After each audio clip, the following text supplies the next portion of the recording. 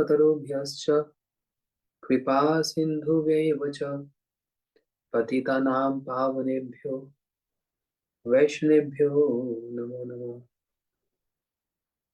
हे कृष्ण करुणा सिंधु दीनबंधु जगतपते गोपेश गोपीकांत राधा कांत नमोस्तुते। तप्त कांचन गौरांगी राधे वृंदावनेश्वरी वृषभानुसुते देवी प्रणमामि हरिप्रिये। वृंदाय तुलसी देवी प्रियाय केशवस्य च कृष्ण भक्ति प्रदे देवी सत्यवते नमो नमः। श्री कृष्ण चैतन्य प्रभु नित्यानंद श्री अद्वैत गदाधर शिवासादि गौर भक्त वृंदा। बोलो सभी एवरीवन। हरे कृष्णा कृष्ण कृष्ण हरे हरे हरे राम राम राम हरे हरे। श्री वेणु गीत श्रीमद् भागवत जी के अंतर्गत हम श्री वेणु गीत को श्रवण कर रहे हैं, जिसमें कल हम लोगों ने परकीय भाव के संबंध में श्रवण किया। जिस परकीय भाव को इस जगत में घृणित माना जाता है, जिस परकीय भाव को लोग अच्छा नहीं मानते, वही परकीय भाव आध्यात्मिक जगत में सब उसकी सम्मान करते हैं और पूजा करते हैं। श्री चैतन्य महाप्रभु इस संसार में उसी भाव को देने के लिए आए और महाप्रभु जी के प्रिय परिकर श्री रूप गोस्वामी जी ने भी परकीय भाव का प्रचार किया। हम लोग सुबह गाते हैं, जय जय उज्ज्वल रस सर्व रस सार पारकीय भावे जहां ब्रजे ते प्रचार। ब्रज में परकीय भाव का बड़ा महत्व है। इसका मतलब क्या हुआ? राधा जी का गोपियों के साथ, राधा जी और गोपियों का कृष्ण से विवाह नहीं हुआ, विवाह किसी और गोपों से हुआ, लेकिन प्रेम कृष्ण से हुआ। इसको कहा गया परकीय भाव। इस परकीय भाव का मतलब सिर्फ इतना ही नहीं होता कि विवाह कृष्ण से नहीं हुआ, किसी और से हुआ। इस परकीय भाव में कुछ इंग्रेडिएंट्स है, कुछ सामग्री है। क्या है? परकीय भाव में कहा गया प्रच्छन्न कामुकता, निवारणता, दुर्लभता और मान। क्या मतलब हुआ? हृदय में प्रेम है, बहुत गहरा अनुराग है, और मिलना इतना आसान नहीं है। दुर्लभता, राधा जी का कृष्ण का, कृष्ण का राधा के साथ मिलना इतना सरल आसान नहीं है। बार बार कोई विघ्न बीच में आ जाता है। और निवारणता, वहां पर लज्जा भी है और बीच बीच में राधा जी का मान भी होता है। ये सारी सामग्री मिलकर बनता है परकीय भाव। सिर्फ विवाह कर लेने से परकीय भाव नहीं हो जाता, उसमें ये सब भी है। ये हम लोगों ने कल श्रवण किया। अब आगे बढ़ते हैं। कहते हैं माधुर्य भाव वाली गोपियां 4 प्रकार की होती है। 4 कैटेगरीज हैं जो मधुर भाव में जो ब्रज गोपियां हैं। वो 4 कैटेगरीज क्या है? होते हैं स्वपक्ष, विपक्ष, तटस्थ और सुहृद। अभी इसको हम ध्यान से समझते हैं, इसका मतलब क्या हुआ। पहला क्या बताया? स्वपक्ष, वो गोपियां जो राधा जी के साथ राधा जी के अनुगत्य में चलती है। ये गोपियां स्वपक्ष। आप इसको सब नोट कर लो, याद कर लो। क्योंकि बाद में भी जो भी कोई कथा सुनेंगे ये टर्मोलॉजी ये याद करना बहुत जरूरी है। स्वपक्षा मतलब वो गोपियां जो राधा जी के साथ खड़ी हैं और उनको फेवरेबल है। उसके बाद विपक्षा कौन होते? चंद्रावली, जो राधा जी की काउंटर पार्ट। उनमें सबसे बड़ी कौन है? चंद्रावली। फिर एक कैटेगरी है उसको बोलते हैं तटस्था। तटस्था मीन्स न्यूट्रल। वो कौन है? भद्रा। और एक है सुहृद। सुहृद का मतलब होता है well wisher. Well wisher to both. Radha ji और कृष्ण दोनों के लिए सुहृद है। उनमें कौन क्या नाम आता है? श्यामला। ये जितने भी नाम बतलाए, चार कैटेगरीज, ये जो नाम बताए ये युथेश्वरियां हैं। युथेश्वरी का मतलब क्या होता है? Group leaders. Group leaders. कौन कौन ग्रुप लीडर्स है? फिर से सुनो। राधा जी स्वपक्ष, चंद्रावली विपक्ष मतलब अगेन ऑपोजिट, श्यामला ये है सुहृद। सुहृद मतलब वेल विशर। और भद्रा जी है न्यूट्रल, तटस्थ। अच्छा, क्या मतलब ये सब? ये अपने अपने यूथों की प्रधान युथेश्वरियां हैं। यूथ मतलब होता है ग्रुप, और युथेश्वरी मतलब होता है लीडर ऑफ द ग्रुप, जो उस ग्रुप की लीडर है। तो राधा जी एक युथेश्वरी है, लीडर है। चंद्रावली भी एक लीडर है। श्यामला एक लीडर है। भद्रा भी एक लीडर है। समझ आई? ये सब क्या है? लीडर्स हैं। इनका बहुत बड़ा ग्रुप है, मतलब सब गोपियां इनके अनुगत्य में चलती हैं। ललिता विशाखा आदि सखियां भी अपने रूप से और गुणों की दृष्टि से युथेश्वरी होने पर भी राधा जी के रूप गुण भाव के प्रति इतनी मुग्ध होती हैं कि वे अपने आप को स्वतंत्र युथेश्वरी नहीं कहलाना चाहती। क्या मतलब इसका? फिर से सुनो। ललिता विशाखा ये जितनी आठ सखियां हैं, आठ सखियां, ये भी युथेश्वरियां हैं, ग्रुप लीडर्स हैं। लेकिन क्यों क्यों ये लीडर्स हैं? क्योंकि इनका रूप, इनके गुण और इनकी जो सेवाएं हैं वो अतुलनीय है, अनपैरेलल है। कृष्ण से इनको बहुत प्रेम है। इनका कृष्ण से बहुत प्रेम है। तो ये क्या है? युथेश्वरी मीन्स ग्रुप लीडर्स। लेकिन युथेश्वरी होने पर भी ये अपने आप को इंडिपेंडेंट लीडर्स नहीं मानती, स्वतंत्र युथेश्वरी नहीं मानती। इनको क्या लगता है? हम राधा जी के यूथ में ही, राधा जी के ग्रुप में ही हम हैं। वी आर नॉट इंडिपेंडेंट, हम अलग नहीं है। ये है युथेश्वरी, ललिता विशाखा।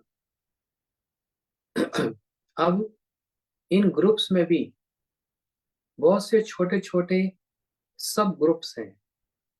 हम्म, फिर गणों में भी छोटे छोटे अनेक समाज होते हैं। समान भाव और प्रेम वाली 10-12 गोपियों का एक एक समाज होता है। समझो बात को। एक तो बहुत बड़ा ग्रुप है, लेकिन उस बहुत बड़े ग्रुप में भी फिर एक छोटे छोटे ग्रुप्स होते हैं। उन छोटे छोटे ग्रुप्स में भी फिर एक होता है, हाँ, एक शब्द बताया गया समाज। उन छोटे छोटे ग्रुप्स में भी फिर 10-12 गोपियों का एक समाज होता है, मतलब एक और कैटेगरी है, सब कैटेगरी ऑफ ग्रुप। और ये क्या करते हैं? बिना हेजिटेशन के, निसंकोच अपने हृदय के भावों को एक दूसरे को बतलाते हैं। ये जो छोटे छोटे ग्रुप्स है ना, बिना संकोच के अपने हृदय में क्या चल रहा है कृष्ण के प्रति क्या फीलिंग्स हैं, क्या भाव है, क्या प्रेम है, वो एक दूसरे को बता देते हैं।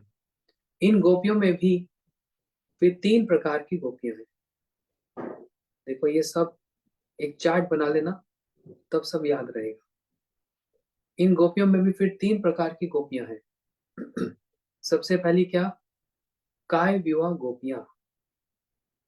अभी डिटेल में इसको समझेंगे, पहले आप सिर्फ नाम सुन लो। श्रीमती राधा रानी की काय विवाह गोपियां। सेकंड क्या है, नित्य सिद्ध गोपियां। और थर्ड क्या है, साधन सिद्ध गोपियां। अब राधा जी जब कृष्ण के साथ रास कर रही हैं या और लीला कर रही हैं, तो सारी गोपियां एक जैसी नहीं है। देखने में सब एक जैसी लग रही है, परम सुंदरी है, परम सेवा कर रही है, राधा जी के साथ है, लेकिन सबके भाव एक जैसे नहीं है, सबके भाव में अंतर है। वो 3 कैटेगरीज क्या बताई, फिर से सुनिए। पहली कैटेगरी है काय व्यू गोपियां। दूसरी कैटेगरी है नित्य सिद्ध गोपियां। और तीसरी कैटेगरी है साधन सिद्ध गोपियां। ये 3 कैटेगरी। अब सबसे पहले वाली का नाम क्या, सबसे पहले वाली का नाम है काय व्यू गोपियां। मतलब काय व्यू गोपियों का मतलब क्या होता है, राधा रानी से प्रकट होने वाली गोपियों को काव्यों कहा गया है।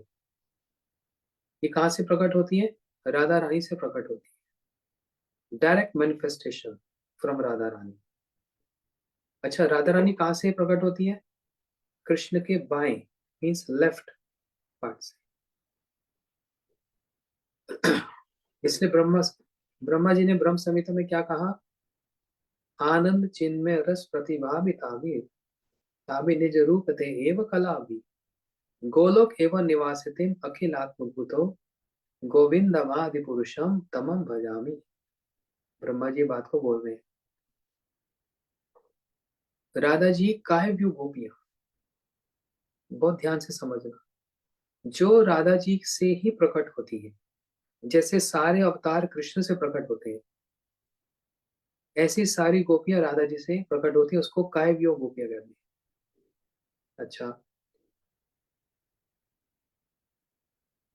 श्री कृष्ण की लीला रस की पुष्टि के लिए श्रीमती राधिका काव्यों के रूप में स्वयं अनेक रूप में प्रकट होती है।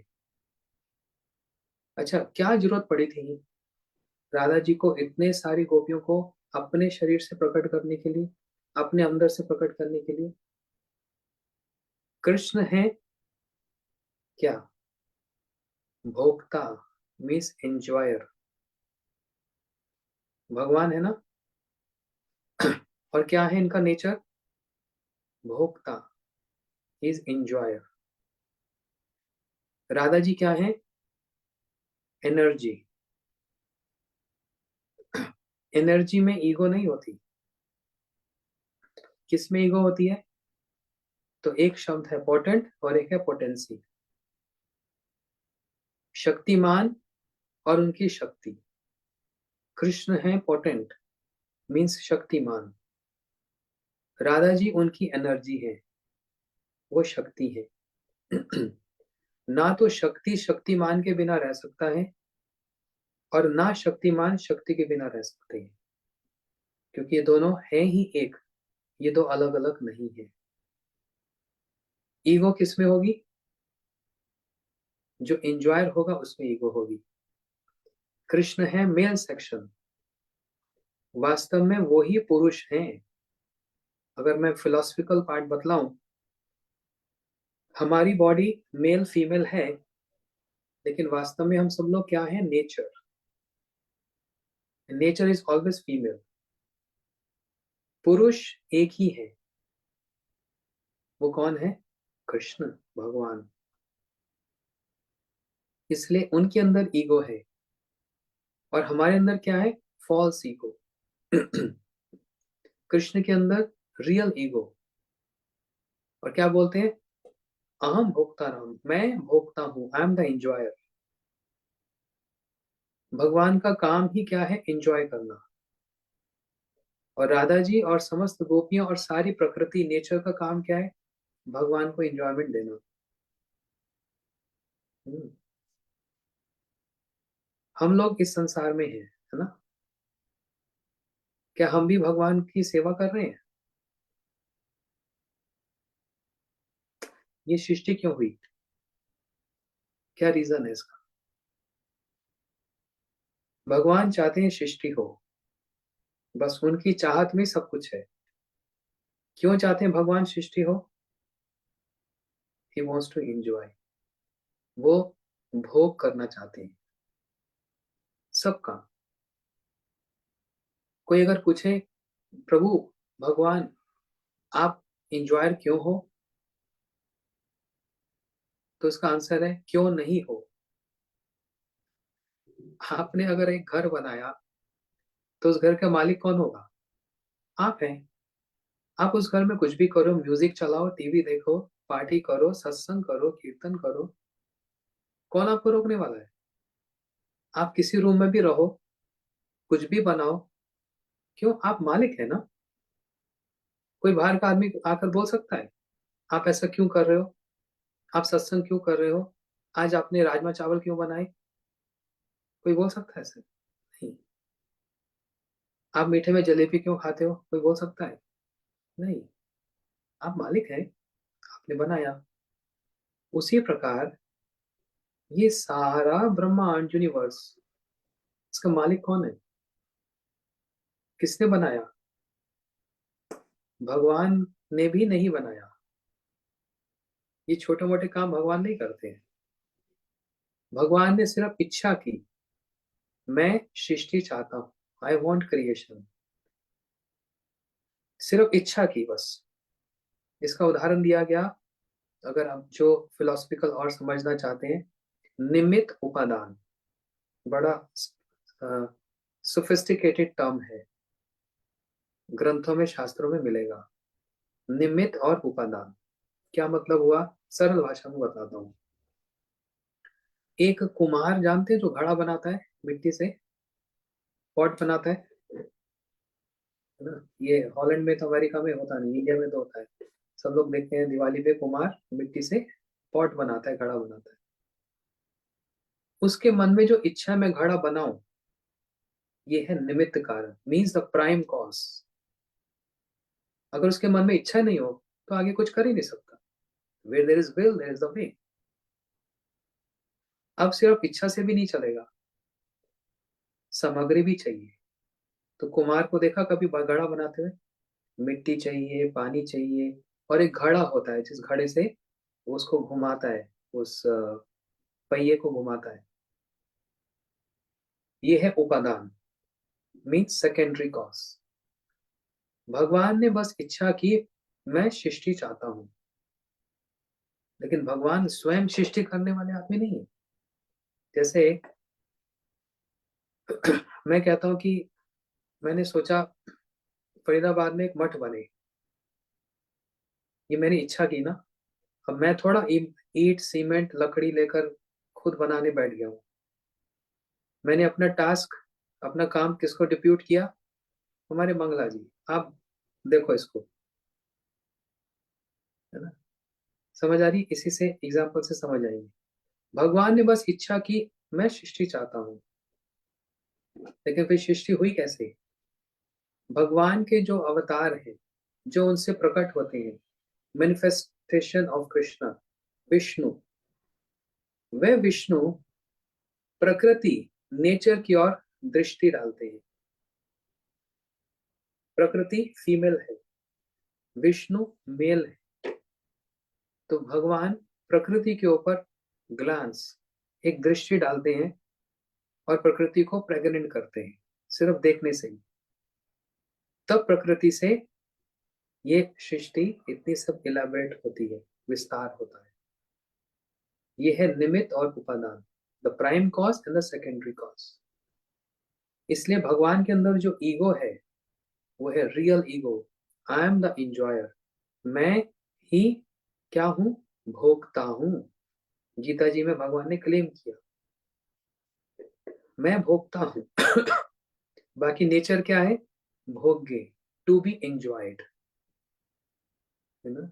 कृष्णा, भगवान मेल सेक्शन ना, इंजॉयर, और nature female section, to be enjoy. ये है, ये फिलॉसफी है। अब कृष्ण के लेफ्ट साइड से, वाम अंग से उनकी एनर्जी प्रकट हुई। एनर्जी मतलब कौन? इसको कहा गया हलादनी शक्ति। कुछ लोग बोलते हैं हल्दी, अरे हल्दी नहीं, हलादनी। हलादनी का मतलब होता है प्लेजर गिविंग पोटेंसी। हलादनी का मतलब होता है आनंद देने वाली। वो कौन है? उनका नाम है राधा जी। और वो करती क्या है? कृष्ण को सब समय आनंद देती है, सुख देती है। जो श्याम सुंदर की इच्छा हो, समस्त इच्छाओं को पूर्ण करने वाली राधा जी, ये आनंद शक्ति। लेकिन कृष्ण इज वेरी डिमांडिंग। भगवान है ना, बहुत डिमांड करते हैं। भगवान को तो छोड़ो, किसी एक बड़े घर में जाओ, कोई मल्टी मिलियनियर मल्टी बिलियनियर हो, उसका लिविंग स्टैंडर्ड हमारी तरह थोड़ा सिंपल होता है, कितना डिमांडिंग होता है। हाँ, उधर गार्डन ठीक रहेगा, उधर लिविंग रूम ठीक रहेगा, बेडरूम सब सही रहेगा, और कोई आएगा उसका हेयर कट करेगा, बाल काटेगा, कोई आएगा उसको शेव करेगा, कोई उसका जूता पॉलिश करेगा। बड़ा आदमी बिलियनियर है। हमारे इसमें देखो, हमारे इंडिया में रिचेस्ट पर्सन कौन है? सबसे धनी व्यक्ति, सबको पता है ना? सबसे धनी व्यक्ति, सबसे रिच कौन है? अंबानी। कितने लोग घर में रहते हैं? 4। एम्प्लॉयज कितने हैं? 700। सिर्फ एक देश का सबसे अमीर धनी व्यक्ति, सिर्फ एक कंट्री का बस, उसके 700 एम्प्लॉयज हैं, उसके घर को और उसको मेंटेन करने के। ऐसा क्या काम होता होगा? सोच के देखो, कितने शेफ होंगे, कितने डेफ होंगे, नहीं मतलब शेफ होंगे, और क्या क्या नहीं होगा, मेरे को नहीं पता। क्या क्या नहीं होगा, लेकिन इतने एम्प्लॉयज एक व्यक्ति के लिए, 4 आदमी के लिए घर में बस। ये तो क्या है? ये तो एक दिन का भी नहीं है। किसके सामने? भगवान के सामने। और वो भगवान कितने डिमांडिंग होंगे, उनकी सेवा। लेकिन क्या फर्क है, क्या अंतर है एक धनी व्यक्ति का जो मैंने नाम लिया, और भगवान जो बहुत ही धनी है? क्या अंतर है? ये जो 700 एम्प्लॉयज काम करते हैं, ये सैलरी के लिए करते हैं। किसी को सैलरी नहीं मिलेगी तो वो क्या इनसे प्रेम करेगा कि हाँ मैं फ्री में काम करूंगा? कोई ऐसा होगा? नहीं। लेकिन भगवान, इनकी जो सेवा की जाती है, उसके बदले में कुछ नहीं मांगा जाता, है कि नहीं? कोई सैलरी बेसिस काम नहीं है, कोई वेजेस नहीं है यहाँ पर, आवरली वेजेस कुछ नहीं है, सब फ्री में काम। फ्री में होता है किसी का काम? किसी का भी नहीं होता, भगवान का भी नहीं होता। इसलिए भगवान के सेवक क्या बोलते हैं? कहते हैं प्रेम धन बिना व्यर्थ दरिद्र जीवन, दास कोरी वेतन देह मोर प्रेम धन। क्या मतलब इसका? भगवान से कह रहे हैं, भगवान प्रेम के बिना, प्रेम जो धन है, जो बहुत बड़ी संपत्ति है। अच्छा, ये प्रेम कौन सी संपत्ति है भाई? डॉलर्स है, यूरोस है, रुपीस है ना, क्या है? प्रेम को खरीदा नहीं जा सकता, लेकिन प्रेम से सब कुछ खरीदा जा सकता है ना। प्रेम से किसी को खरीदा नहीं जा सकता, लेकिन प्रेम से सब कुछ खरीदा जा सकता है। प्रेम हृदय की शक्ति है, हृदय से होता है। ये मन से, बुद्धि से, थॉट्स, विचार से, इससे नहीं होता। ये हार्ट से, हृदय से होता है। तो वो जो सेवक भगवान से प्रार्थना करते हुए क्या कह रहा है? कह रहे हे भगवान, प्रेम धन बिना व्यर्थ दरिद्र जीवन। प्रेम के बिना ये जीवन दरिद्र है, मतलब गरीब है। दरिद्र मतलब जिसके पास कुछ भी नहीं है, खाने को भी नहीं। इसलिए मैं आपकी सेवा करता हूँ, छोड़ूंगा नहीं। मैं भी आपसे सैलरी लूंगा, वेतन लूंगा। भगवान ने कहा हाँ हाँ मांग लो, क्या मांगते हो। तो सेवक क्या बोलता है, दास खोरी वेतन मोर देह प्रेम धन।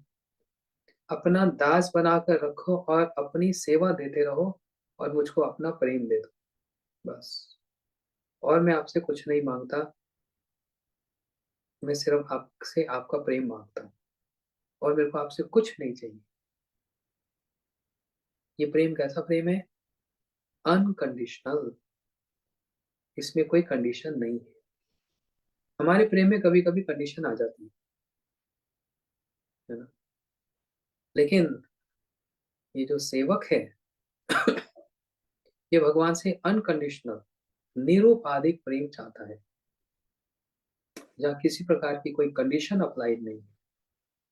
मैं आपसे प्रेम करूंगा, आप सुंदर हैं इसलिए। मैं आपसे प्रेम करूंगा क्योंकि आप धनी हैं इसलिए। मैं आपसे प्रेम करूंगा क्योंकि आपके अंदर गुण है इसलिए। जब ये सारे विचार अगर आ जाते हैं, वो प्रेम में कंडीशन लग गई। ये कंडीशन है।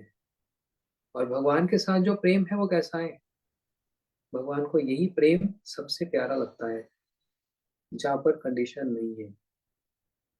और इसलिए तो सेवक क्या बोलता है भगवान को, मारो भी राखो भी जो इच्छा तो हार, नित्य दास प्रति तुहा अधिकार। हे भगवान, आप मुझको मारो पीटो या प्रेम करो, मतलब आप मेरे प्रति रुष्ट हो, आप मेरे प्रति प्रसन्न हो, मेरा प्रेम कम होने वाला नहीं है।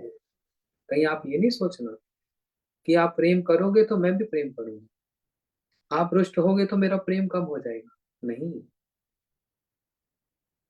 दास कहता है कि मुझको रिटर्न में क्या चाहिए, आपका वही प्रेम चाहिए, और मेरे को आपसे कुछ नहीं चाहिए। जब ये सिचुएशन आ जाती है, तब प्रेम का जो कनेक्शन जुड़ता है, वो गाढ़ा होता चला जाता है, और गाढ़ा हो जाता जाता है, और गाढ़ा होता चला जाता है। मतलब उसकी फिर कोई लिमिट नहीं, वो बढ़ता जाता है, बढ़ता जाता है, बढ़ता जाता है। अरे एक तो लिमिट होगी, कुछ तो लिमिट होगी। एक हवाई जहाज टेक ऑफ करता है, मैक्सिमम कितना जाता है, 40,000 फीट मैक्सिमम। इससे ऊपर नहीं जाता, इससे ऊपर उसकी उड़ान नहीं है। जाएगा तो गड़बड़ हो जाएगी। लेकिन ये प्रेम कैसा है, स्काई इज द लिमिट, इसकी कोई लिमिट ही नहीं है। और बड़ी बात तो ये कि जिसको ये प्राप्त होता है उसको लगता है अभी कुछ हुआ ही नहीं, अभी मुझको मिला नहीं, और चाहिए। ये तो अभी इसमें कमी है। ऐसा वो सेवक भगवान से यही प्रार्थना करता है, भगवान को प्रसन्न करना चाहता है। इसलिए राधा जी भगवान के लेफ्ट बाएं अंग से प्रकट हुई। वो क्या है राधा जी, कृष्ण की एनर्जी, जिनका एक ही मकसद है, एक ही गोल है, कैसे कृष्ण को प्रसन्न करना है। अब कृष्ण कोई एक कोई छोरा थोड़ी ना है, कोई एक बालक थोड़ी ना है। ये भगवान है। भगवान का मतलब बड़े सुंदर है, भगवान का मतलब बड़े धनी है, भगवान का मतलब बड़े ज्ञानी है, भगवान का मतलब बड़े बलवान है, भगवान का मतलब बड़ा यश है, भगवान का मतलब इनमें वैराग्य भी है। इसलिए इनकी सेवा, या सेवा का मतलब इनको इनको प्रेम करना, ये कोई आसान नहीं है। एकमात्र राधा जी ही कर सकती हैं, और कोई कर नहीं सकता, क्योंकि वो ही कृष्ण के हृदय के भावों को अच्छे से समझती है। राधा जी जैसा प्रेम और कोई नहीं कर सकता। इसलिए उन कृष्ण की सेवा करने के लिए राधा जी को एक्सपेंशंस करनी पड़ती है, विस्तार करना पड़ता है। वो एक्सपेंशन और विस्तार जो होता है उसको बोलते हैं काय विवाह। वो गोपियां जो राधा जी से एक्सपैंड होती है, प्रकट होती है, किस लिए? क्योंकि कृष्ण की बहुत सारी डिमांड्स हैं और बहुत सारी इच्छाएं हैं। उन इच्छाओं के लिए राधा जी एक्सपैंड कर दी हैं गोपियों को। वो कैटेगरी को कहा गया काय विवाह। आशा करता हूँ सब समझ गए होंगे। अच्छा, फिर सेकंड जो है कैटेगरी वो क्या बताई? नित्य सिद्धा गोपियां।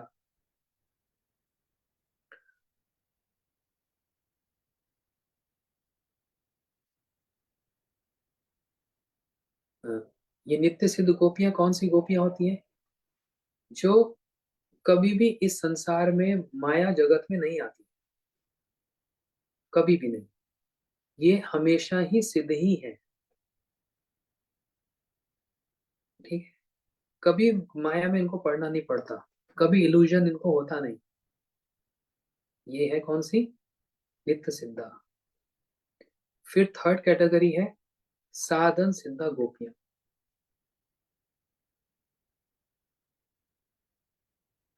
बहुत डिटेल्स बता रहे हैं यहाँ पर, अगर याद कर सकते हो तो बहुत अच्छा है। पहला बताया काय विवाह।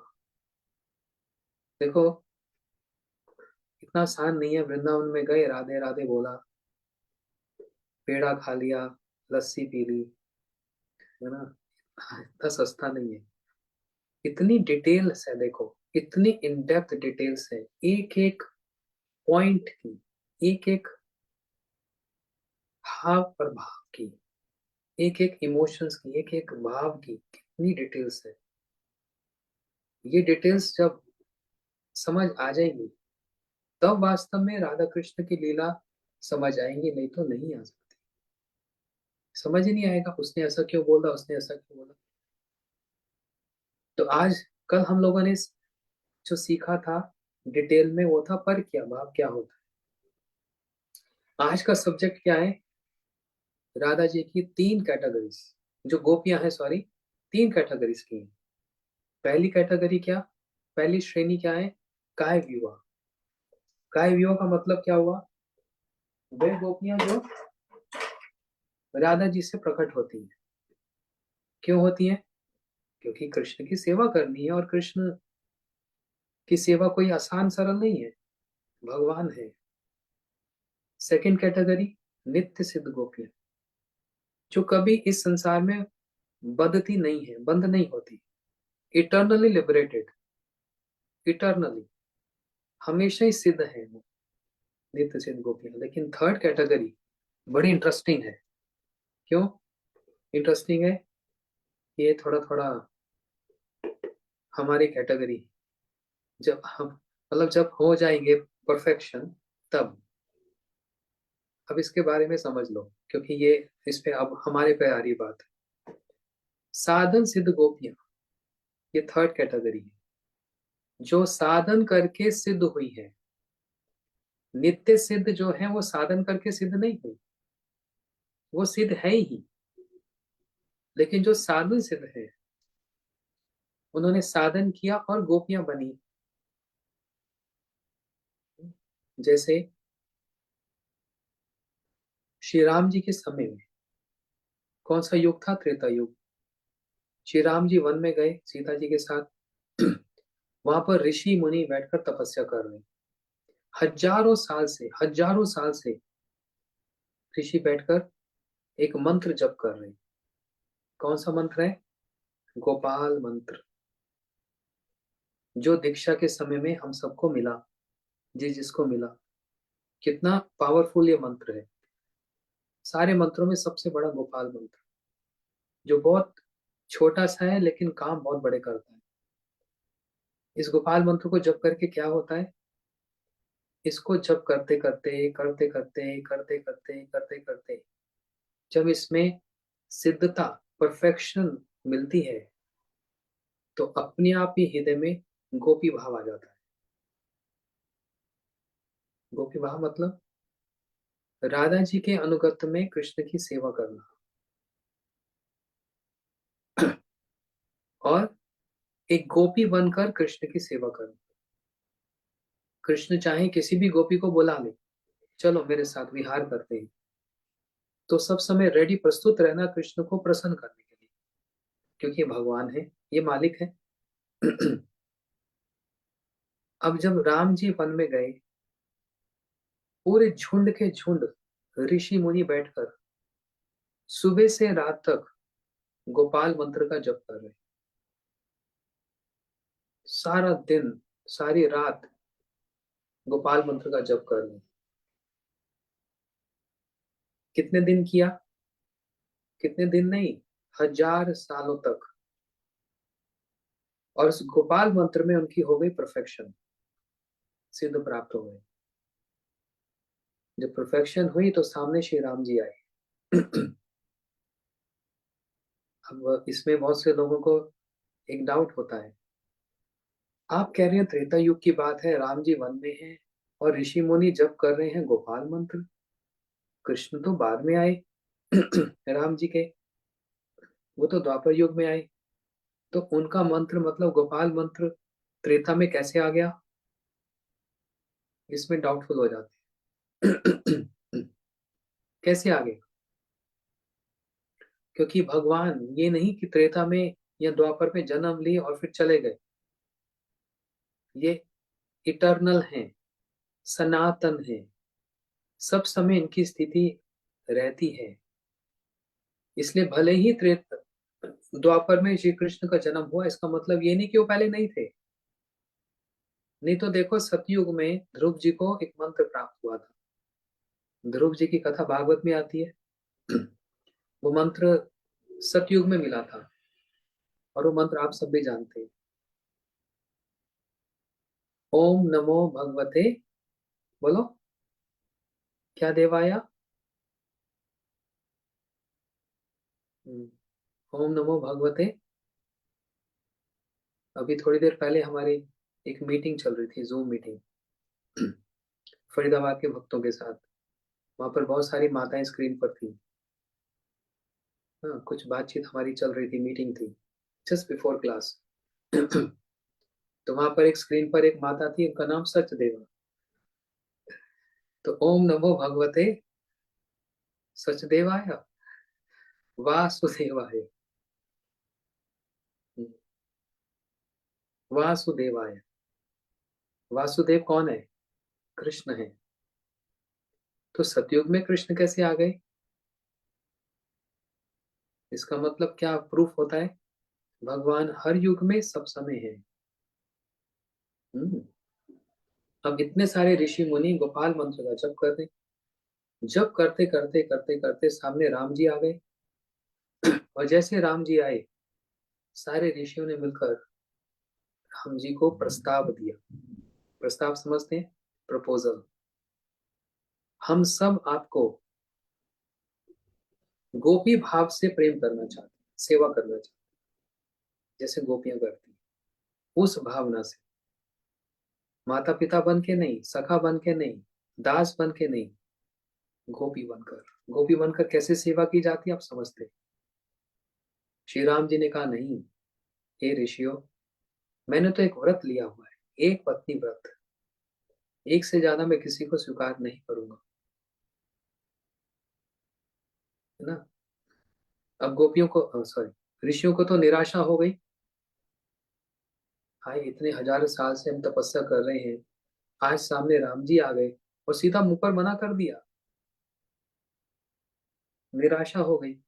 नहीं, राम जी अपने व्रत के पक्के हैं, मैं एक पत्नी ही धारण करूंगा।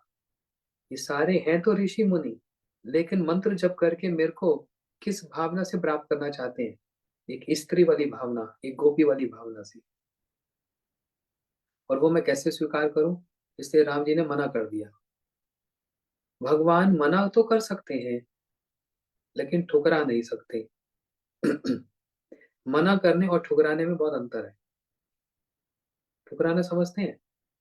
बिल्कुल ही नहीं, बिग नो। ये भगवान की डिक्शनरी में नहीं है। मना कर दिया। हाँ, टेम्पररली आउट ऑफ सर्विस। बोलते हैं ना, आपका phone temporarily out of service. Temporary मैं आपको स्वीकार नहीं कर सकता, राम जी ने कहा, लेकिन मैं मना नहीं कर रहा हूं। ये तो जोर से नहीं बोला, स्वीकार मैं ही करूंगा, लेकिन राम बन के नहीं, कृष्ण बनकर। यही एक भगवान के अंदर गुण है। वो किसी को मना तो कर सकते हैं, लेकिन किसी की भावना को ठुकरा नहीं सकते, किसी की भी नहीं। जैसे मैं एक एग्जांपल देता हूँ, आप लोग बहुत बार सुन लिए हैं। रावण की बहन, क्या नाम था, शूर्पणखा, राम जी के पास आई, आप बड़े सुंदर हैं, प्रपोज किया। है ना, ये बड़ी पुरानी रीति है प्रपोज करने की। राम जी को प्रपोज किया, राम जी ने मना कर दिया, नहीं, मेरे साथ मेरी पत्नी है, मैं तुमको स्वीकार नहीं कर सकता, तुम कितनी भी सुंदर हो, कुछ भी हो। हाँ, मेरा भाई लक्ष्मण अकेला है, उससे पूछ लो। शूर्पणखा आई लक्ष्मण के पास। लक्ष्मण जी क्या कह रहे हैं, देखो, मेरी पत्नी बनोगी तो दासी बनना पड़ेगा, भैया की रानी बनोगी, पत्नी बनोगी तो रानी बनना पड़ेगा। रानी बनना पसंद है कि दासी? बोलती रानी। तो जाओ फिर भैया के पास। शूर्पणखा गई राम जी के पास, टॉस हो रहा है, लक्ष्मण राम, लक्ष्मण राम। फिर क्या किया गया, नाक और कान को काट दिया। इतनी सुंदरी थी, किसी की नाक को काट दो, बोलते ना आपकी नाक बड़ी सुंदर है। कुछ लोग अगर बोले आपकी नाक बड़ी सुंदर है, और वो नाक को काट दो, किसी के मुंह पर, चेहरे पर फीचर्स अगर हटा दिए जाएं, तो कोई अच्छा लगता है? जैसे सोचो आईब्रोज है, इसको हटा दो, शेप कर दो, कैसा लगेगा? इसका एक अपना ही सौंदर्य है ना, एक ब्यूटी है ना। इस पे तो कितना बड़ा थीसिस लिखते हैं आईब्रोज पे, कितने इसके तो सैलून है आईब्रोज बनाने के लिए। खैर, किसी की नाक काट दो तो वो सुंदर लगती है? ये सुंदर लगेगा? नहीं। और कान भी काट दो, शूर्पणखा का क्या दोष था बताओ, क्या दोष था? इतना ही था कि राम जी को आके प्रपोज किया, प्रस्ताव रखा, ये कोई गलत बात है? और किसको किया? भगवान आप हो ही इतने सुंदर। दोष शूर्पणखा का नहीं, दोष राम जी की सुंदरता का है। आप कितने सुंदर क्यों हो? आपको देखने से अगर कोई अट्रैक्ट हो रहा है, आकर्षण हो रहा है, ये तो नेचुरल है। और आपको देखकर कोई अट्रैक्ट नहीं हो रहा, ये तो बड़ा अननेचुरल है। शूर्पणखा ने प्रपोज किया, राम जी ने मना कर दिया। लेकिन एक बात यहाँ पर सिद्धांत वाले समझेंगे, राम जी ने मना तो किया, लेकिन शूर्पणखा की भावना को मना नहीं कर सकते, वो एक्सेप्ट करना ही पड़ेगा, इज बाउंड, वो बाध्य हैं वो भावना को स्वीकार करने के लिए। लेकिन शूर्पणखा को तो एकदम अब एकदम अगली कर दिया, कुरूप कर दिया। लेकिन उन्हीं भगवान ने फिर शूर्पणखा को स्वीकार किया। कैसे? कृष्ण ने कुब्जा को स्वीकार किया। कुब्जा कौन थी? पिछले जन्म में शूर्पणखा। राम जी ने नहीं स्वीकार किया, किसने स्वीकार किया? कृष्ण स्वीकार किया। इसलिए कभी भी भावना को ठुकरा नहीं सकते, मना कर सकते हैं। आज स्वीकार नहीं किया, कल करेंगे, कल नहीं किया परसों करेंगे, एक ना एक दिन उनको करना ही पड़ेगा, क्योंकि ये प्रेम की बात है। कोई प्रेम को ठुकरा नहीं सकता, मना कर सकता है। इसलिए ये सारे ऋषि मुनि गोपाल मंत्र का जप करके, और अब सब कृष्ण लीला में गोपियां बनकर आई और कृष्ण के साथ रास किया। रास किया मतलब भगवान की सेवा की। रास का मतलब सिर्फ एंजॉयमेंट, नाचना गाना नहीं है। भगवान की सेवा को रास कहा गया। तो ये ग्रुप के ग्रुप सारे ऋषि मुनि मिलकर गोपी बन गए।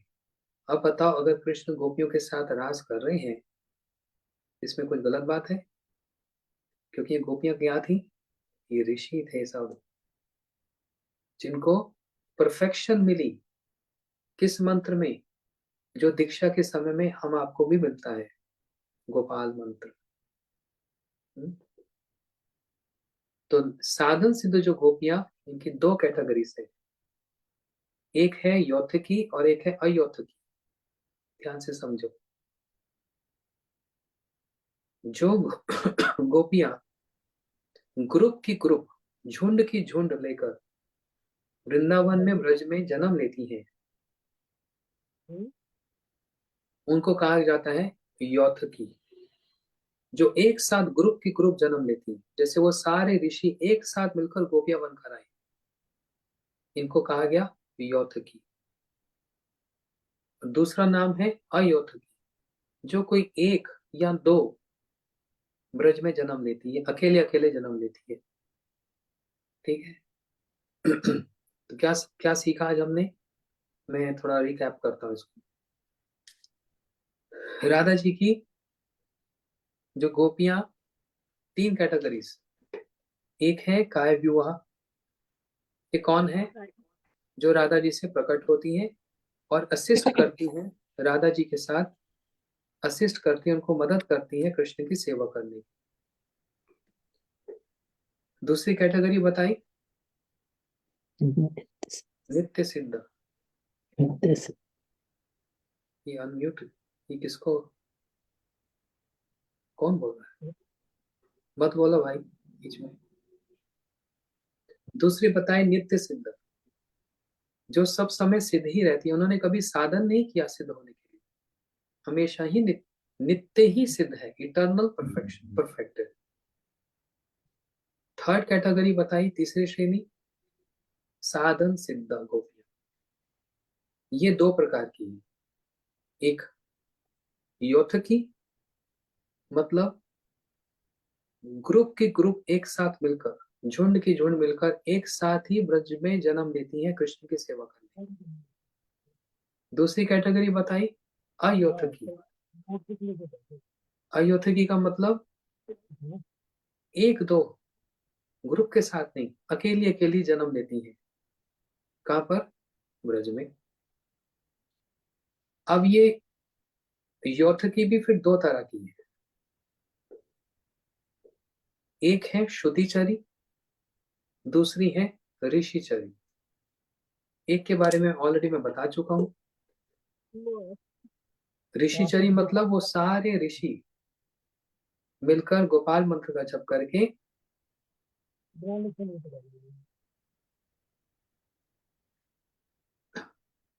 गोपाल मंत्र का जप करके सिद्धि प्राप्त करके गोपियां बनकर आई।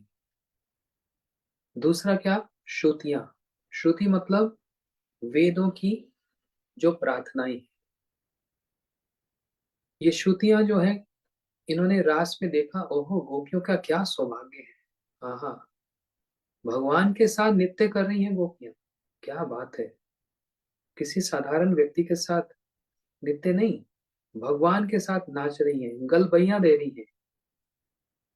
तो ये जो वेद हैं, जो शास्त्र है, हमारी श्रुतियां हैं, इनको ये देखकर हृदय में लोभ जाग गया कि हम भी गोपी बनेंगी और राधा जी के अनुगत में कृष्ण की सेवा करेंगी, रास में जाएंगी।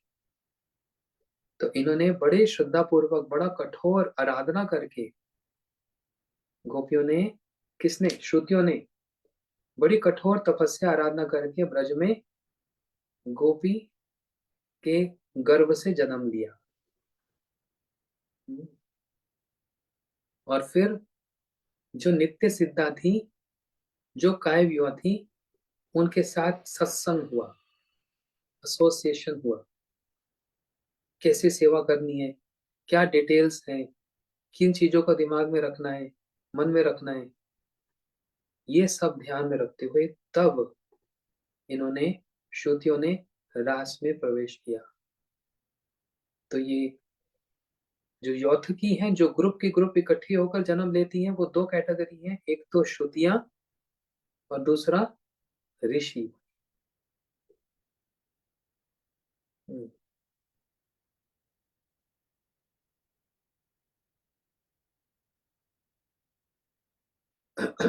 चलो उसके आगे बतला रहे हैं।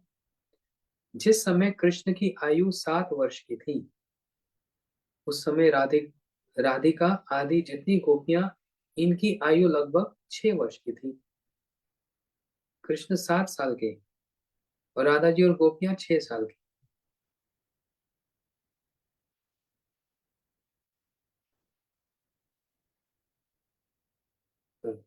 उस समय एक साधारण बालक और बालिकाओं जैसी उनकी जो आकृति, मतलब उनका जो रूप और जो बालक स्वभाव, बच्चे जैसा स्वभाव, ये दृष्टिगोचर होने पर भी, क्या कह रहे हैं देखो, कृष्ण 7 साल के, 7 साल का बच्चा कोई बहुत बड़ा होता है क्या?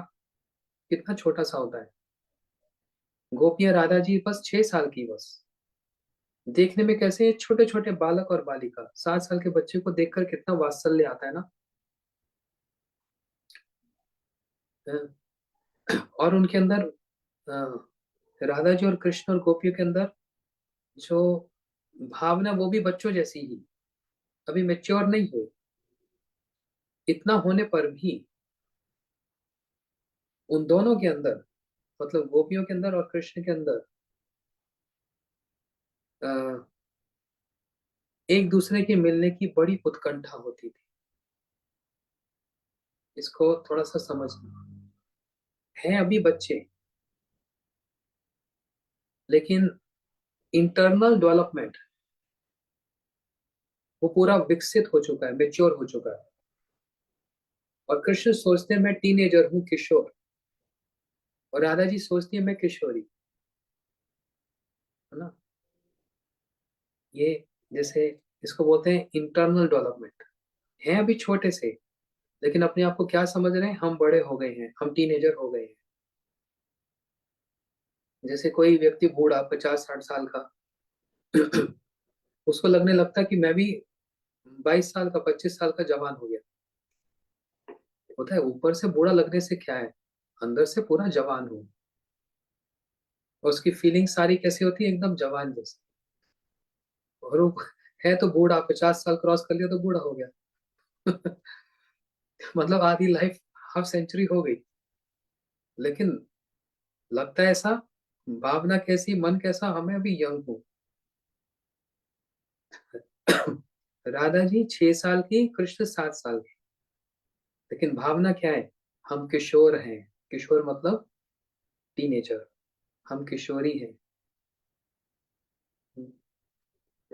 इसलिए उन दोनों के अंदर एक दूसरे से मिलने की जो तीव्र उत्कंठा, ये बड़ा अ, हिंदी शब्द है, समझ पा रहे हैं कि नहीं?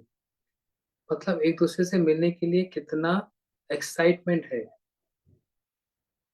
कितनी उत्कंठा है, कितनी एक्साइटमेंट है, कि जैसे हम एक दूसरे के बिना रह नहीं पा रहे। इसको बोलते हैं तीव्र उत्कंठा। ये उनमें दोनों में देखी जाती थी।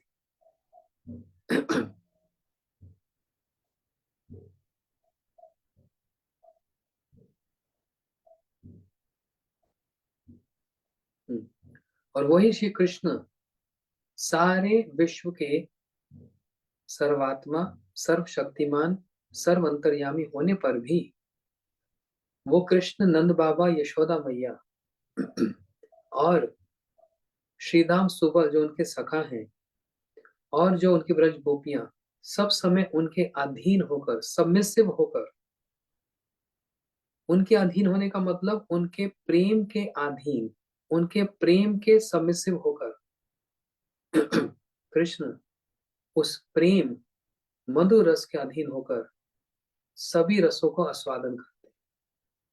भाई माता पिता के साथ एक अलग रस का स्वाद है, अपने मित्रों के साथ, सखाओं के साथ खेलने का एक अलग स्वाद है। अपनी जो कांताएं हैं, जो गोपियां, उनके साथ एक अलग स्वाद है। सब तो खिचड़ी नहीं है, सबका एक अलग अलग नेचर है, अलग अलग गुण है। इसलिए नायक और नायिका के परस्पर मिलने से पूर्व उनमें एक दूसरे के प्रति मिलने की तीव्र उत्कंठा और गाढ़ी आसक्ति होती है। ये एक जनरल लॉ है जो यहाँ पर गुरुदेव बतला रहे हैं। नायक का मतलब होता है हीरो, नायिका का मतलब होता है हीरोइन। इन दोनों के मिलने से पहले एक गाढ़ी आसक्ति होती है। और एक तो दो चीजें, एक तो गाढ़ी आसक्ति और एक होती है बहुत उत्कंठा। जब तक ये दोनों इंग्रेडिएंट ना हो तब तक वो मिलने में सुख नहीं होता, तब तक मिलने में सुख नहीं होता। इसलिए रूप गोस्वामी जी ने अपने ग्रंथ उज्ज्वल नीलमणि में कहा है, रति अर्जा संगमात पूर्वम दर्शन शवनादिजा त्योर उमलितम प्राज्ञै पूर्व राग सौच्यते। देखो बड़ी सुंदर बात कही।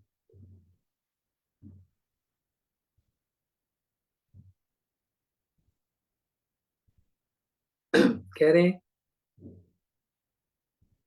बहुत गाढ़े भाव, भाव मतलब अ, अंदर की जो भावनाएं हैं, जो फीलिंग्स हैं, जब वो बहुत गाढ़ी हो जाती है, उस गाढ़ी भावना से नायक और नायिका, हीरोइन और हीरोइन जब एक दूसरे के मिलने के लिए व्याकुल होते हैं क्या शब्द है ये। एक होता है मिलने की इच्छा है, एक होता है व्याकुल हो जाना। व्याकुल समझते हैं? मछली को पानी से निकाल दो बाहर, क्या क्या करती है? मछली का जीवन क्या है? पानी। उसको पानी से बाहर निकाल दो तो क्या होता है? व्याकुल मतलब एंग्शियस, उसका इंग्लिश वर्ड है एंग्शियस। सब समय एंग्शियस, सब समय एंजाइटी, है ना, इसको बोलते हैं व्याकुल हो जाना। तो हमारे श्री राधा जी और हमारे श्री कृष्ण एक दूसरे से मिलने के लिए व्याकुल होते हैं, मतलब छटपटाहट हो शुरू हो जाती है। तब मिलने से पूर्व जो परस्पर दर्शन होता है, अभी मिले नहीं, मिलने से पहले ही जब पहली बार एक दूसरे को देखना होता है और एक दूसरे के रूप और गुणों की प्रशंसा सुनकर, दोनों एक दूसरे का रूप और गुण, आप में ये गुण है राधा जी, आप में ये गुण है कृष्ण, एक दूसरे के गुणों की प्रशंसा सुनते हैं, तब उनके हृदय में बहुत प्रकार के अ, भावना की उद्दीपना होती है, भावना प्रकट होती है, जिससे उनके हृदय में एक बड़ा अद्भुत, एस्टोनिशिंग, अवर्णनीय, जिसको शब्दों के द्वारा कहा नहीं जा सकता, एक व्याग्रता उपस्थित होती है। आप सोचेंगे कौन कौन से शब्द चुन चुन के लाए हैं। ये साधारण शब्द नहीं है, इन शब्दों के पीछे बहुत बड़ी भावनाएं हैं। ये जर्नलाइज नहीं है, हाँ मेरे को आपसे आसक्ति हो गई, बड़ा जर्नल है। मगर ये जो शब्द है, उत्कंठित हो जाना, व्याग्रता मतलब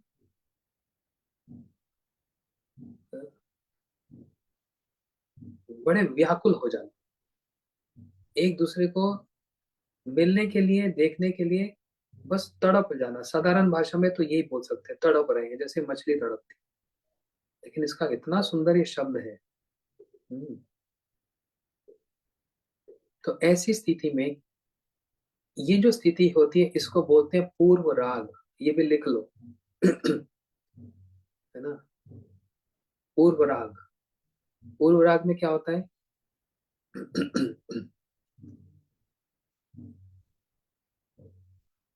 पूर्व राग में क्या होता है? इस दशा में लालसा, मतलब इच्छा, जागरण, अ, उद्वेग मतलब हृदय को कष्ट लगता है, दर्द होता है, और जागरण सब समय जागते रहता है। ये सब उसके सामग्री है, इंग्रेडिएंट्स, मतलब ये उसके सिम्टम्स है। इसको कहा जाता है पूर्व राग। उस समय आगे गुरुदेव क्या बता रहे हैं, उस समय प्राकृत नायक में मिलने की व्याग्रता पहले देखी जाती है। हम्म।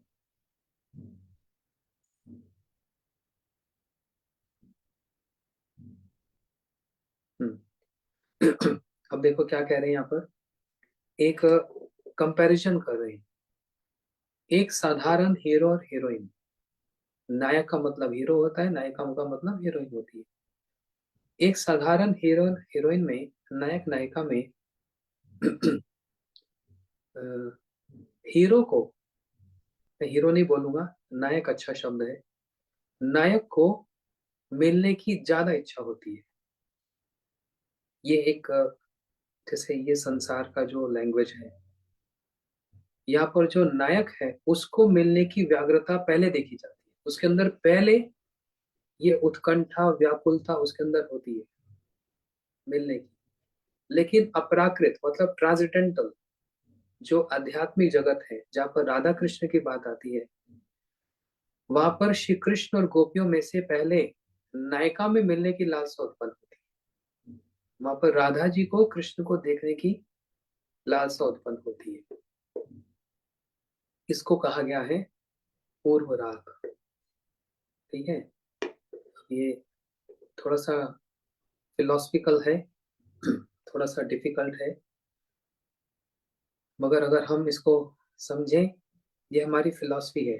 कुछ लोग सोच सकते हैं ये तो बहुत डीप टॉपिक है, इसका हमारे से क्या लेना देना है, इससे हमको क्या लाभ होगा।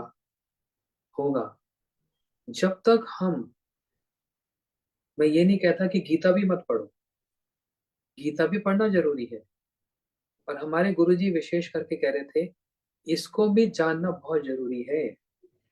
क्यों जरूरी है? हम लोग उपासना चले हैं राधा कृष्ण की, जिसकी उपासना करोगे उनके बारे में जानना तो जरूरी है। जैसे वो मैं आपको कैसे जानूंगा, जब तक आपका 100% मैं नहीं जानूंगा, मैं आपको समझ नहीं सकता। 80% से भी नहीं चलेगा, 90% से भी नहीं चलेगा, 99 से भी नहीं चलेगा। 100% जब आपको जान लूंगा, तब मन में और हृदय में कैसी एक अलग ही भावना होगी। ऐसे ही हम जिनकी उपासना कर रहे हैं, करना चाह रहे हैं, राधा कृष्ण, उनके हृदय में होता क्या है, उनके बीच में ये प्रेम है क्या? ये कोई साधारण प्रेम है इस संसार वाला? नहीं, ये उस संसार का प्रेम है। वास्तव में प्रेम वही ही होता है। इसलिए यहाँ पर एक एक छोटी सी लाइन ड्रॉ कर दी, एक लाइन बना दी डिफरेंस दिखाने के लिए, कि इस संसार में नायक को नायिका से मिलने की उत्कंठा पहले होती है। लेकिन उस जगत में, अपराकृत मतलब ट्रांसडेंटल जगत में, नायिका को नायक से मिलने की उत्कंठा ज्यादा होती है, राधा जी को मिलने की ज्यादा होती है। ये अभी इसको कंक्लूड नहीं करना, ये भी यहाँ तक समाप्त नहीं हुआ, ये अभी एक पोर्शन है। जो कंक्लूजन पे पता क्या आएगा, कंक्लूजन में आएगा श्री कृष्ण को राधा जी से मिलने की लालसा ज्यादा होती है। जैसे मैं बोला था ना, किसको गर्ज ज्यादा होती है? कृष्ण को राधा जी से मिलने की गर्ज है, इसलिए वही तो रूप धारण करके आते हैं। राधा जी कभी रूप धारण करके गई कृष्ण के पास? कभी नहीं गई, है ना? वो ये भी एक पोर्शन है, इसके आगे आगे और भी है। ये सारी डिटेल्स हैं किसमें? वेणु गीत। इतना साधारण नहीं है बस वंश की बजाई हो गया काम। उसके समझने के लिए ये सारी डिटेल्स कितनी सुंदर है ना? इसको हम माला करते करते मेडिटेट करेंगे, तब हमारा इसमें आवेश और प्रवेश ये दोनों बहुत अच्छे से, ठीक है। अभी मैं अभी आप सबको एक मैसेज मिला है, मैंने ब्रॉडकास्ट लिस्ट में सबको मैसेज फॉरवर्ड किया। कौन सा? हरिद्वार की भागवत कथा में। तो मैं अभी कल एक और वीडियो फॉरवर्ड करूंगा, जिस होटल में हम लोग रहेंगे उसका सेटअप।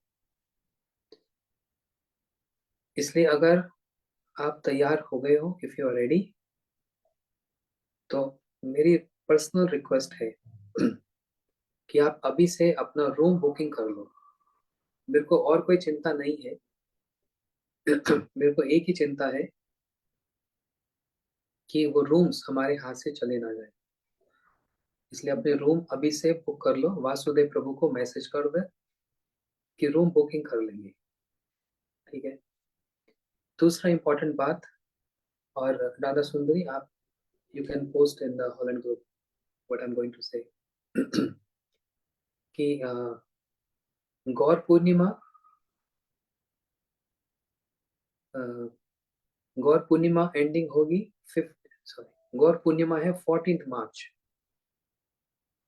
15th मार्च हमारा कुछ मीटिंग होता है और कुछ दर्शन होते हैं। 16th मार्च को हम लोग एक साथ एक ही फ्लाइट में हम लोग नवदीप से दिल्ली आएंगे मैं अभी फ्लाइट बुक कर रहा हूँ, मेरा आज हो जाएगा flight, then I will let you know सबको। उसी फ्लाइट में हम आएंगे और फिर वहीं से ही एयरपोर्ट से ही बस में हरिद्वार जाएंगे।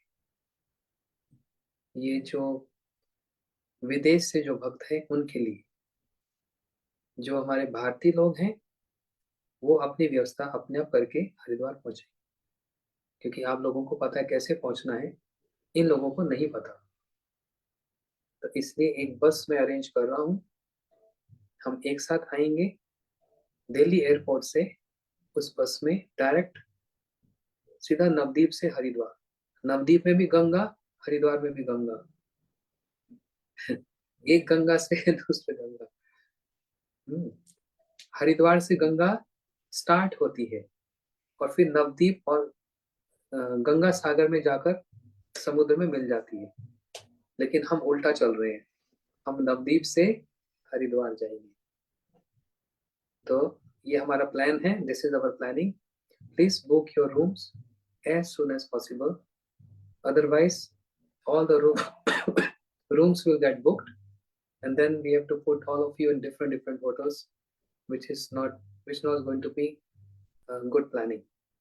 So better book your rooms now in just one day, so that we can be under one roof, because we're going to take prasadam there all together. So I don't want you all to get scattered here and there. Okay, if you want to stay with all the devotees in the group including me, then please do this as soon as possible. Hare Krishna.